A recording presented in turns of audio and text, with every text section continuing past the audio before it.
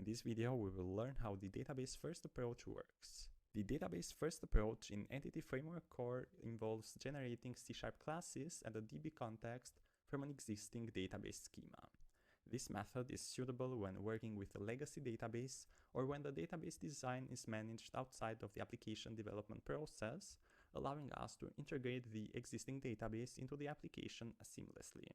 I'm in SQL Server Management Studio here, and I have a database, and basically I have three tables here, three pre-populated tables, a dishes table here, an ingredients table, and a dish ingredients table.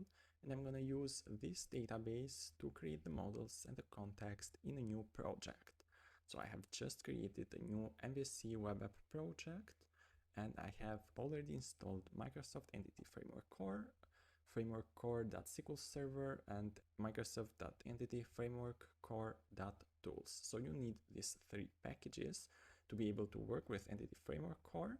And now what we will do is just go to Package Manager console here and write this command: scaffold dash db context. Then here we need to input the connection string of the database that we will import. So I have already copied it.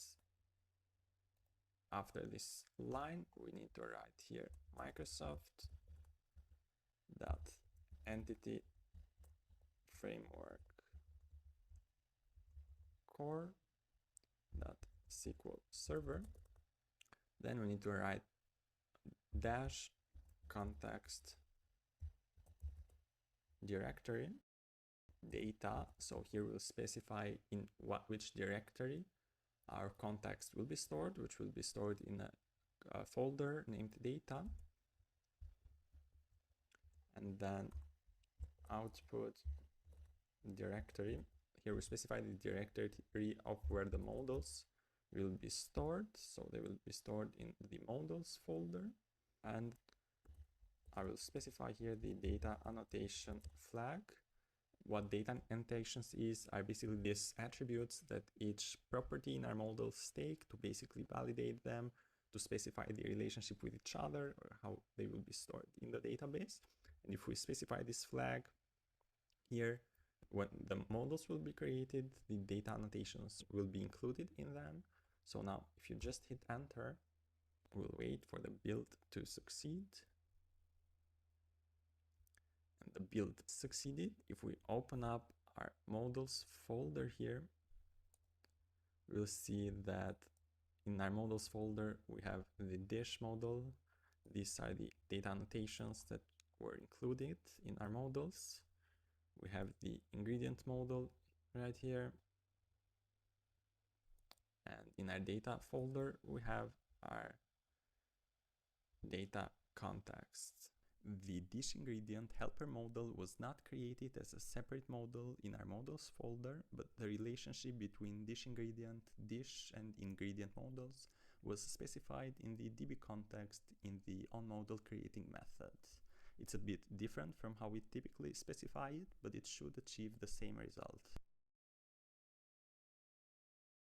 CRUD stands for create, read, update, and delete, and these are the basic operations included in every application. We will perform these operations on our data in this project and show the changes in the front end. We have already created a simple model and stored it in the database using the Entity Framework Core's code-first approach. This is the MVC project. We have only one model. We created a context and we stored these changes to the database. Now, one more thing I'm going to do before we start is that I'm going to add another property to our model just because it's a little too short, but we'll still keep it short so that you understand everything better, so that it is the most simple thing ever. So I'm just going to add another property, a double property named price for our item. We have already created migration and stored it in the database for our project. Now that we made a change to the model, we're going to need to add the migrations one more time to our database. For this reason, we just need to go to Package Manager console and click Add Migration and put a name here for the migration. Let's say second migration. Hit enter And basically this migration class that represents our database schema should be created, that should be displayed in the screen, and of course added in our migrations folder. So we'll just wait for the build to succeed. And this is the migration that we already created. So a new column was added to our database, to our table in the database for the price. And now just need to click on to write the command update database to perform these changes to our database as well. Build succeeded. So now we just need to go to our items controller, and this is where all of the actions that will perform the needed operations will be stored. I'm just going to delete these two actions we had created previously. And first of all, what we're going to need is, for us to access the database, we're going to need to import the context in our controller.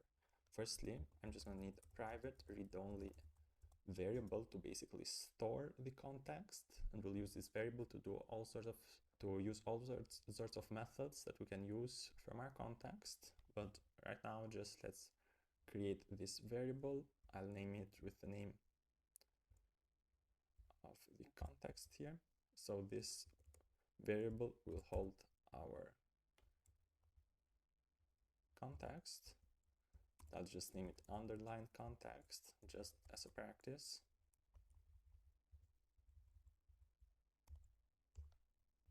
And inside the constructor for our controller, here we'll take basically the context by writing the context here and a variable to represent it. And then in the private variable that we declared above, we are just going to need to add the value of the context to our context variable that we'll use in the controller right here. Add a new line here.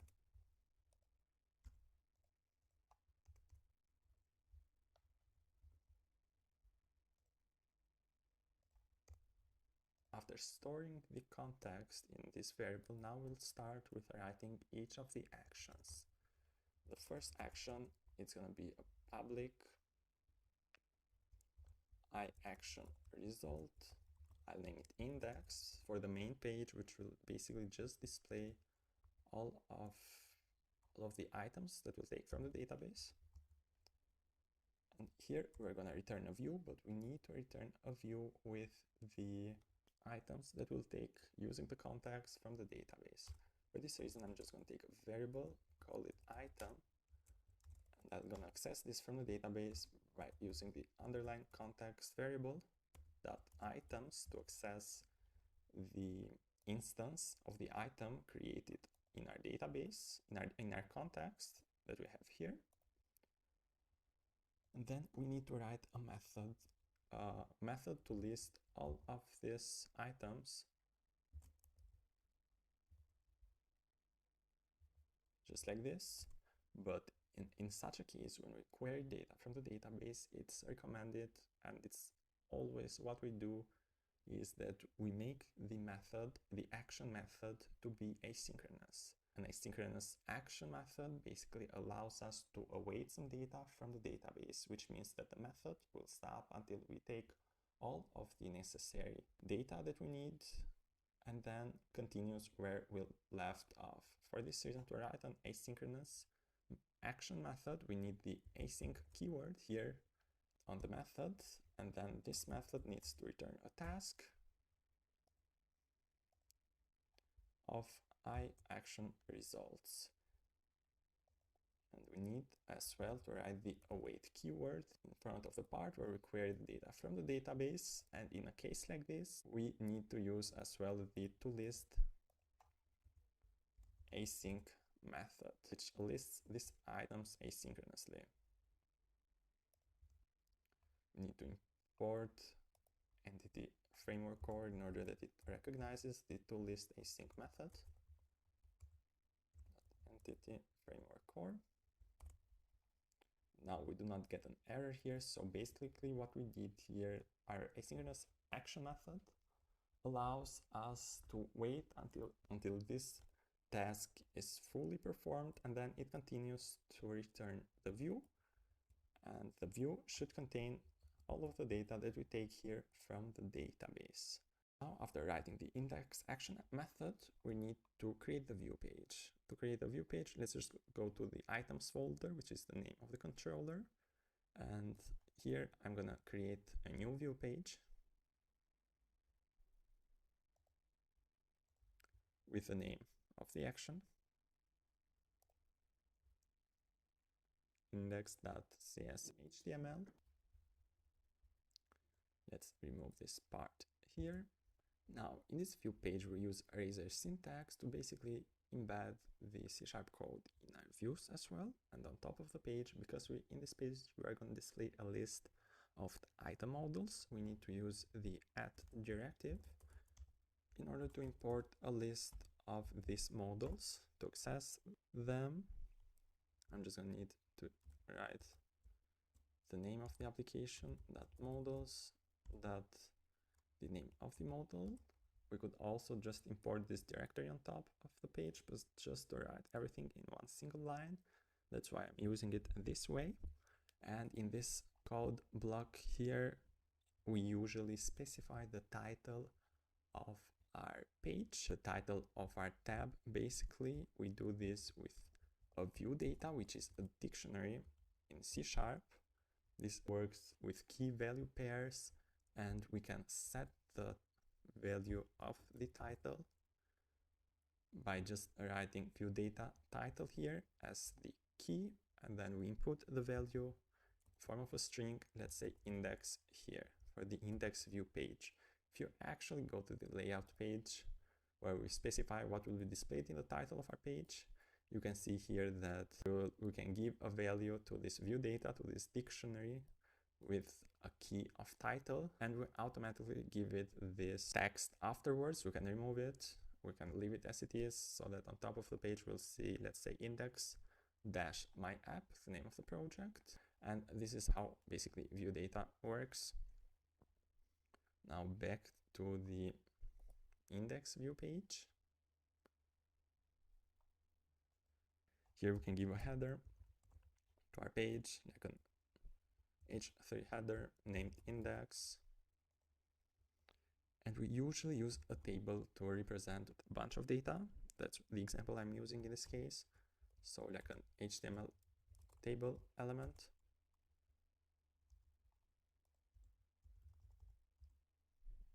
With a class of table, and we'll separate it into sections.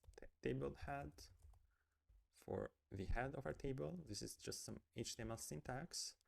And table body for the body of our table.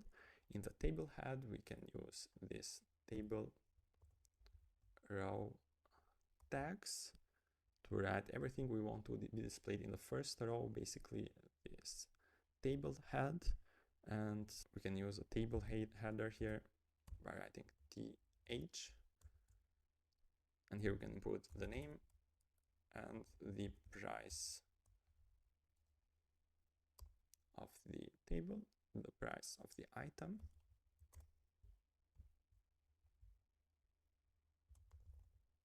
If I just run the project, so that you see what we're doing at this moment.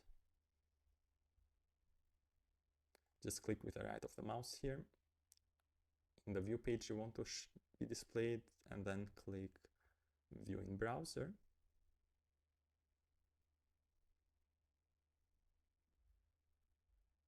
So here we have specified the table header, only the name and the price of the table, and then the data will come down below in the table body.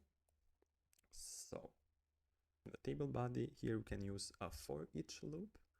This will be a C# code, and the Razor pages allow us to use C# conditionals in it by just writing the @ sign and then the for each keyword.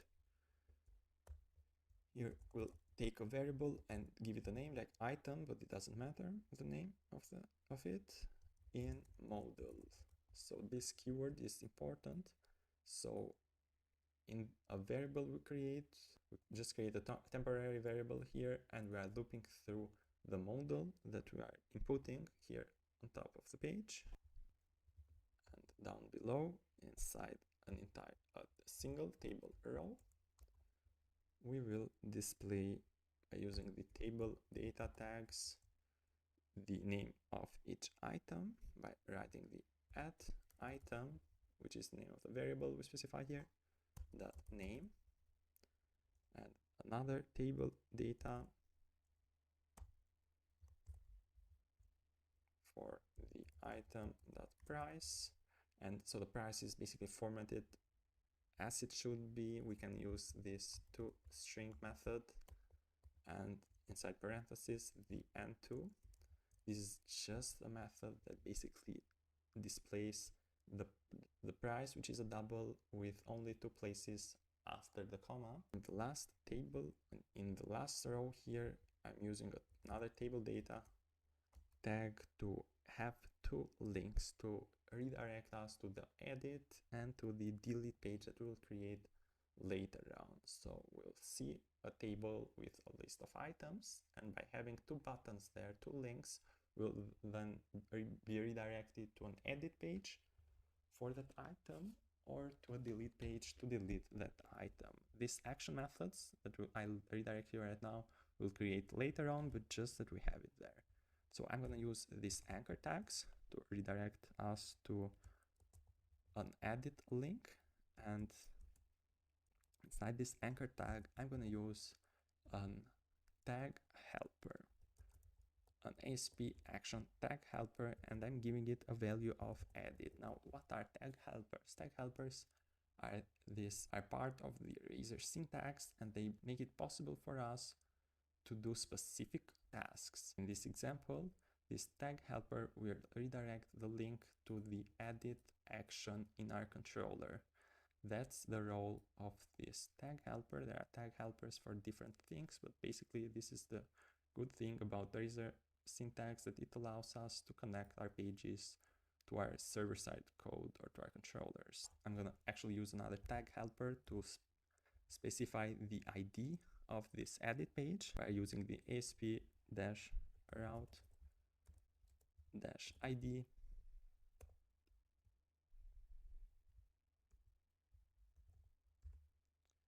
at item.id.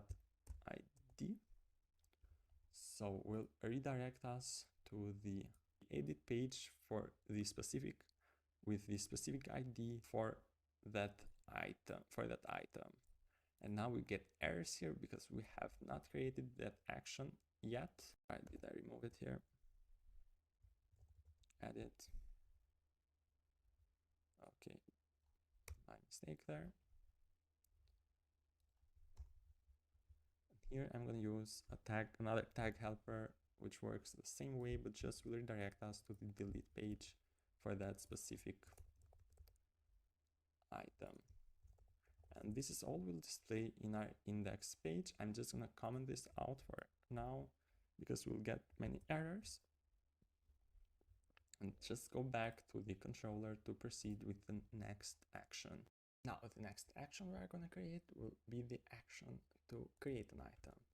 Firstly, we just need to create a public iAction result with the name of create.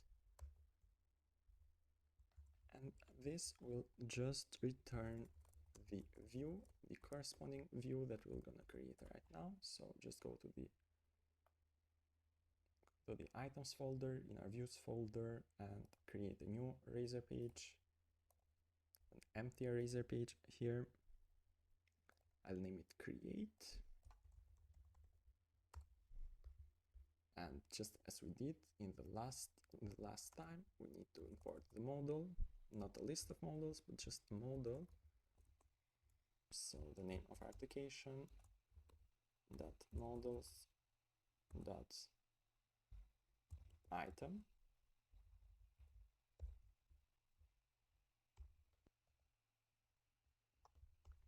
And we'll set the title of our page with the view data dictionary here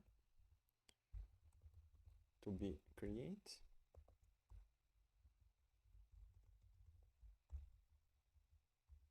Let's just input a header saying like create an item. And now here what we're going to do, we're going to use a form to submit the data that we'll input in the form to another action that we're going to create, so that basically we store this new item that we'll create in our database with the help of Entity Framework Core. So I'm using a form first of all here, and I'm going to need to use a tag helper to connect this to an action in our controllers named create, and we need to specify here the method to be post. We are basically going to create a second create action in our controller, which will be of post type. What this means is that this action will be able to get only post requests. So get requests are those requests when the action returns just some data from the server or a web page, and the actions that accept post requests, they are actions that retrieve data from a form submission. And inside this form here, we're going to have some div tags for each of the properties that we'll take in this form. So let me just give a class to this div. This is just a bootstrap class for some styling, which is named form group, which you can see in the bootstrap documentation to make the form a bit better looking. And I'm going to set a label for the data that we'll input here, and we'll use this for attribute to connect it to the name of the item, basically. Here inside the label, I'll just name, which is what will be displayed on the screen, the text. And underneath, we'll write an input tag, which will accept data of type text. We'll give the class of form control to make it a bit visually better. And with the ASP4 tag here, we'll connect this input to the name property of the item, so that when we input this data to our create action, this will know that this data is the name property of an item. And just like we are receiving the name in this div group here, I'll create a new one to have a label for the price here, and to also retrieve a number here in the input, and this will be connected to the price attribute. The last thing we need in the form is a button to submit the data, which will have the type submit.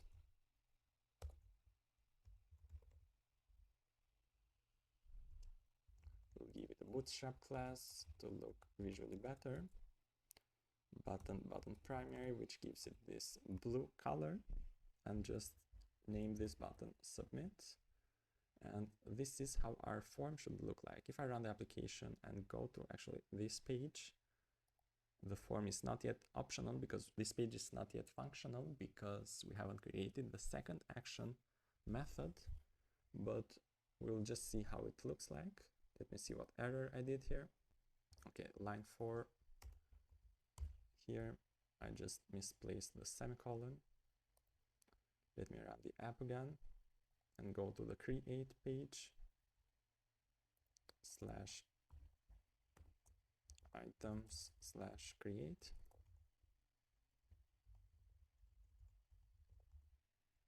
This is how our create page looks like. We can input a name here and the price for our item, and if we hit on submit, this data should be inputted to our action method, and then where we will specify how we'll store this data as an item in our database. So let's just get back to the code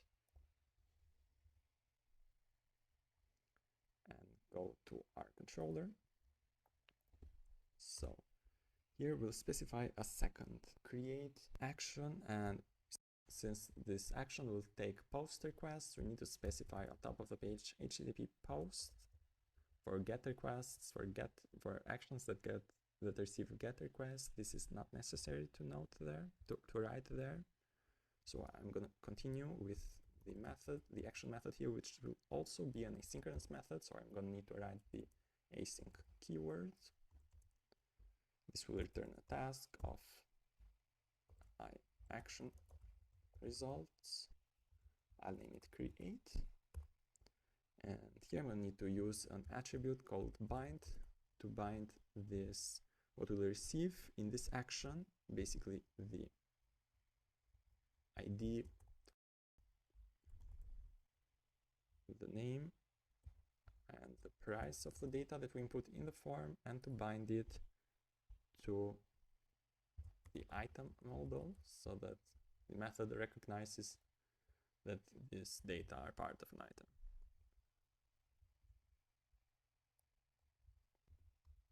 Here we need to write an if clause to basically check if the model inputted in our form is correct. So we're going to use a model state that is valid method. So this method here of the model state class just verifies if the model inputted in our form is an actual item, basically.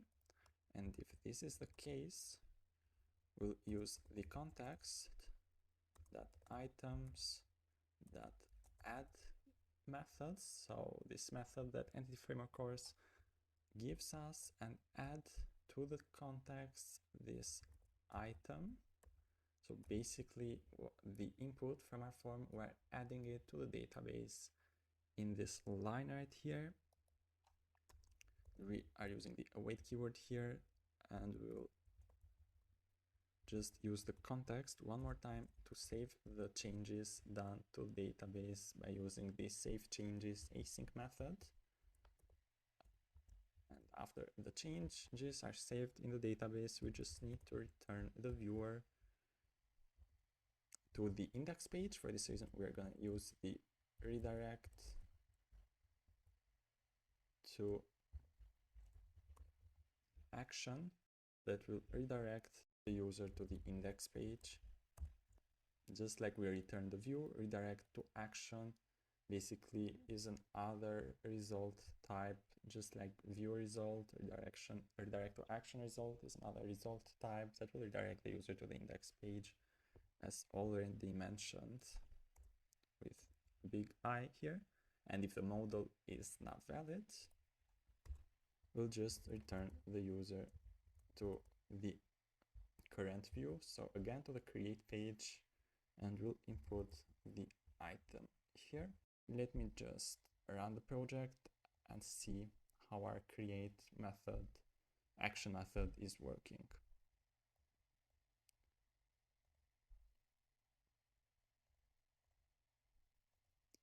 If I put a name for an item, let's say microphone, that price it like $200 or something, just 200, since the price accepts a number, and click submit, should be redirected to the index page.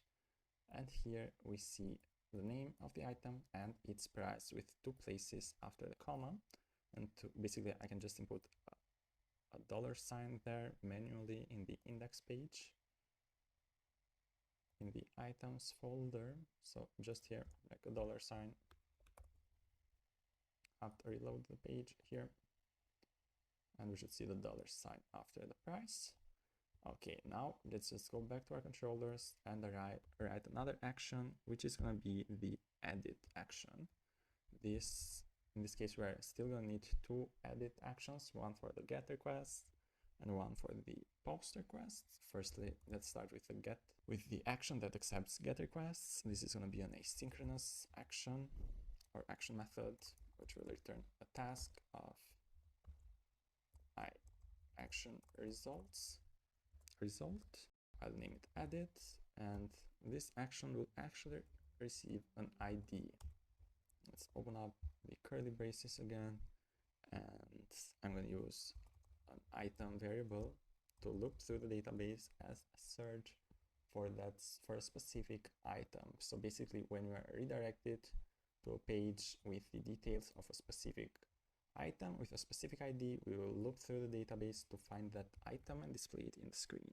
So I'll use the await keyword here to await the result that we expect from the database. So underline context dot items that, and here we'll use the first or default async method that will search for a specific item in the database, where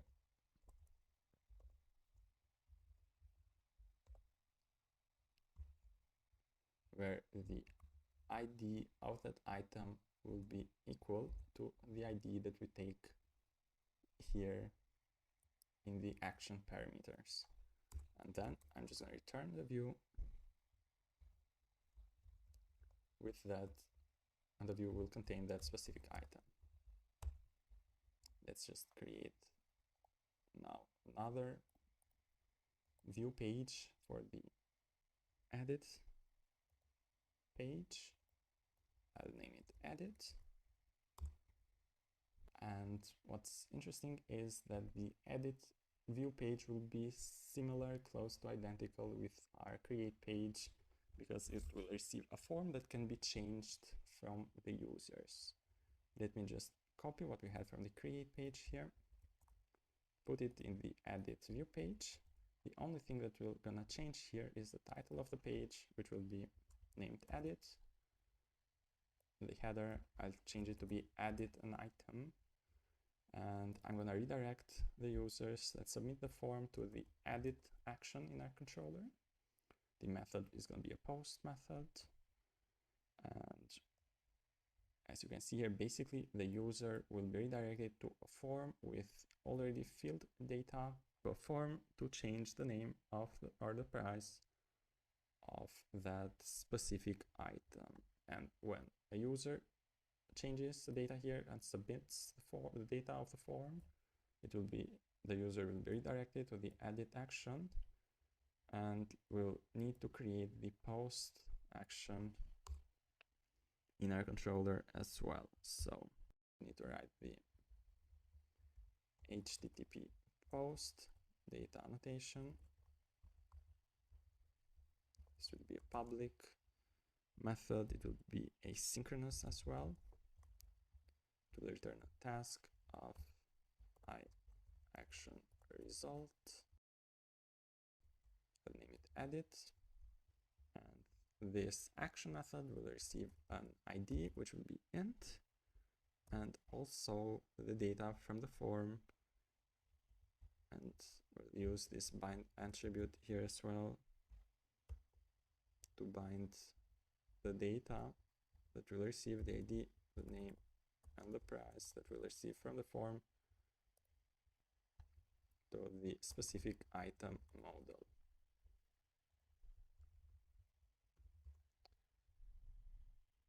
And again, we need to make this check if the model inputted is a valid.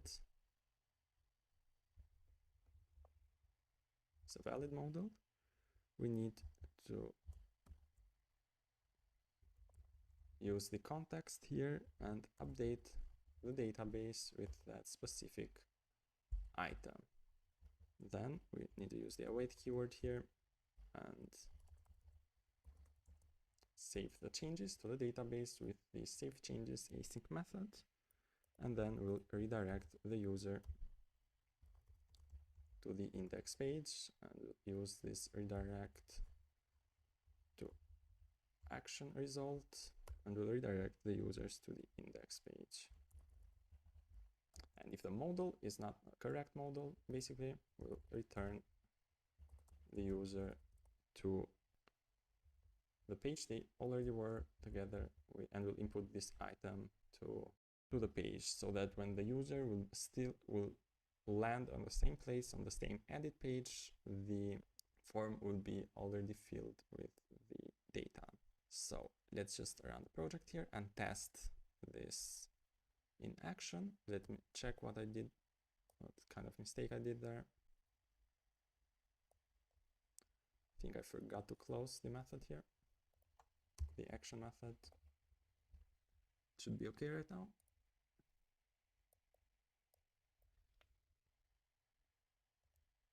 me just refresh the application, and I'm actually gonna go to our index page.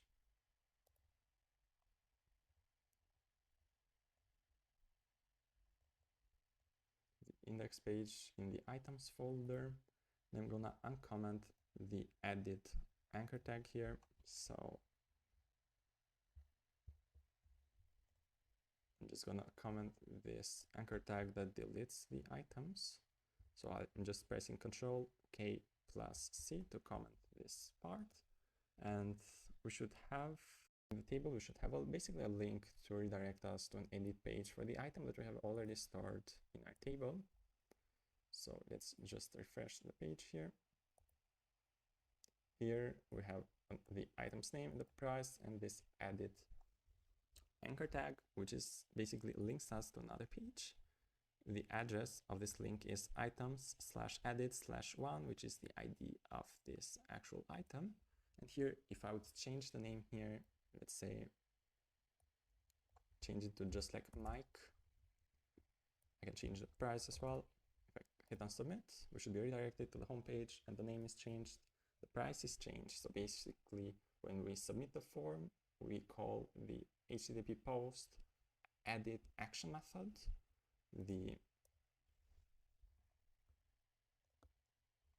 Then we basically check if the data submitted is correct. We update the database with that item that is inputted there. We save the changes and we redirect the user to the index page. Now, last but not least, we'll need to create a couple of other action methods to delete the items. The first method will accept GET requests, and it will be a public and asynchronous method, which will return a task iActionResult. I'll name it delete, and this will receive in the parameters here an int ID. I'm using a variable here. I'll name it item, and we'll look through the database for that item with that specific ID. So I'll use the await here to await the data from the database, and then underline context that items that this first or default async method to search for that specific item. The item's ID that we're looking for should be equal to the ID that we're taking here from the parameter. And let's just return the view with that specific item variable that we have here. Let's just go to our items folder inside our views directory here and create one last view page. I'll name it delete.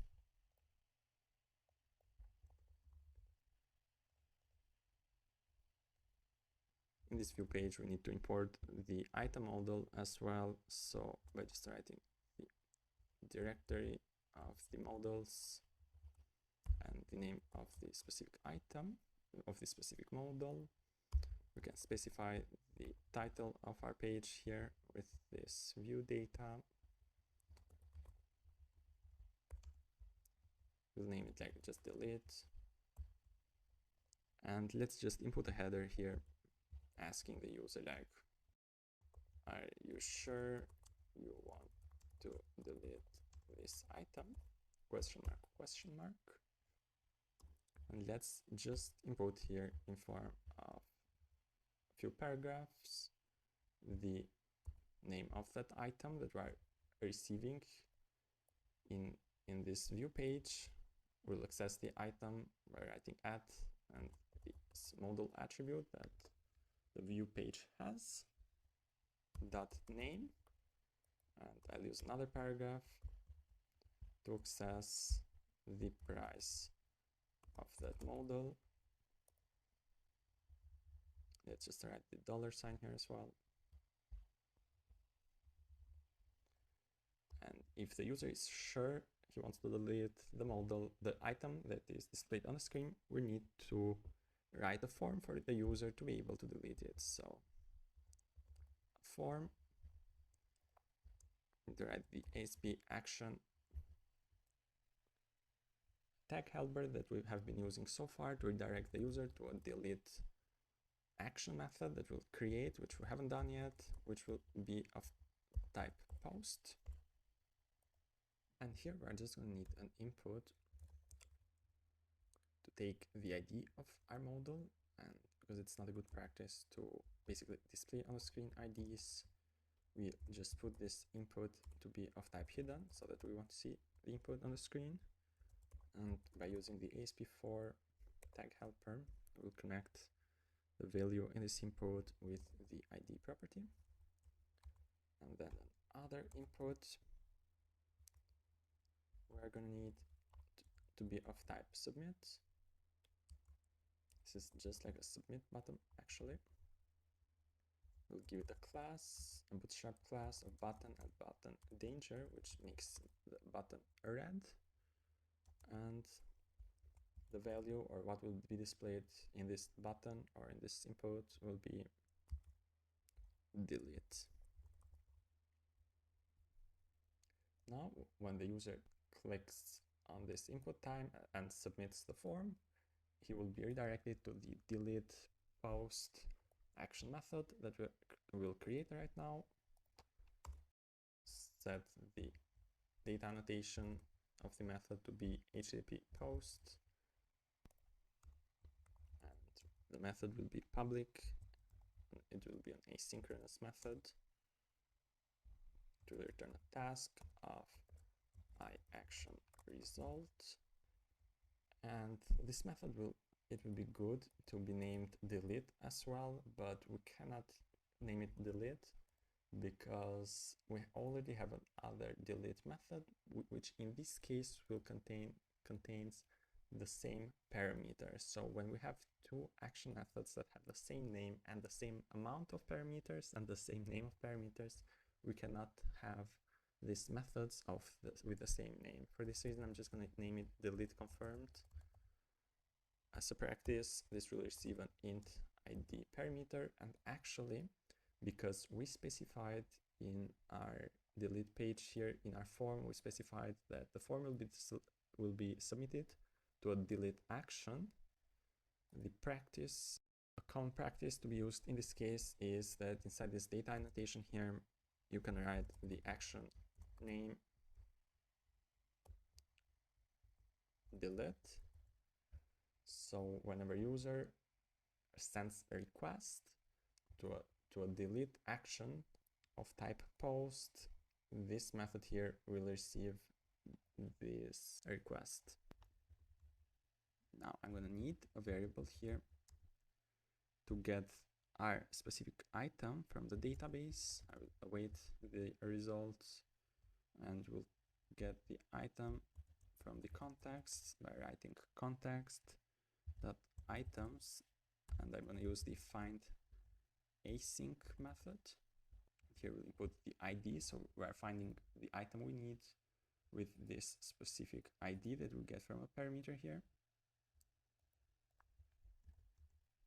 And here we need to write an if clause to check if the item is actually not null. So basically, if we can find this specific item with that ID in our database, we want to remove that item from the database using the remove method, which will take the item as an argument here. Next, we just need to save the changes